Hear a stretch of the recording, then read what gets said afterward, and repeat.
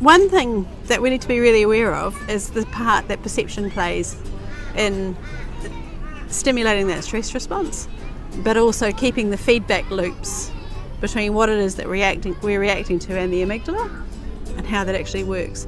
So when we talk about perception, hundreds of thousands of stimuli are bombarding your awareness at every moment in time.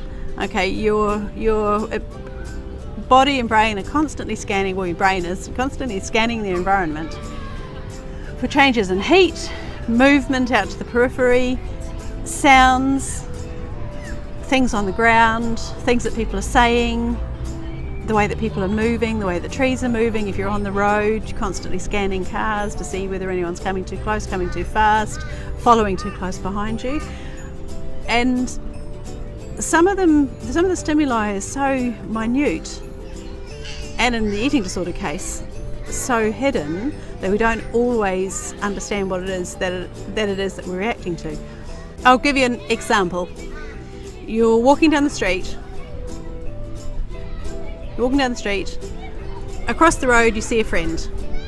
You call out, wave, smile, and your friend does not respond at all. Absolutely nothing. They just keep walking. Okay, so that is stimuli. That's a cluster of stimuli. A person you know not responding to you at all.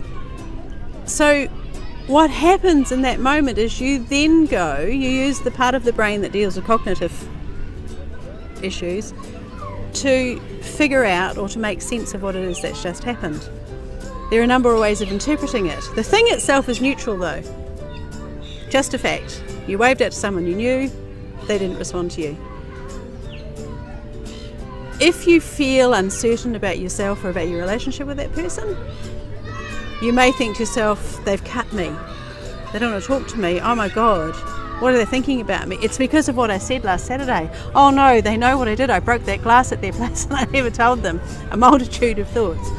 It might be that you feel hostile, feel that they're being hostile, or start imagining that they've got some kind of hostile feelings toward you. They've always hated me. They've always been jealous of me. They never really wanted to be my friend after all. It could be that you interpret it in a way that's, oh, here we go again, I've lost another friend, look what I've done, I'm such a useless friend, how could I have done that? Or you could think, damn it, she's so preoccupied, she just hasn't seen me. She's probably got her earphones and I can't even see them from here. It's the same event, but 4 different ways, and I'm sure you can think of many other ways of doing it. But that's the process of perception. It's what you perceive, it's the meaning that you put into a situation. When you're dealing with the things that threaten you in relation to your eating disorder, your perception is that something you are interacting with is a threat.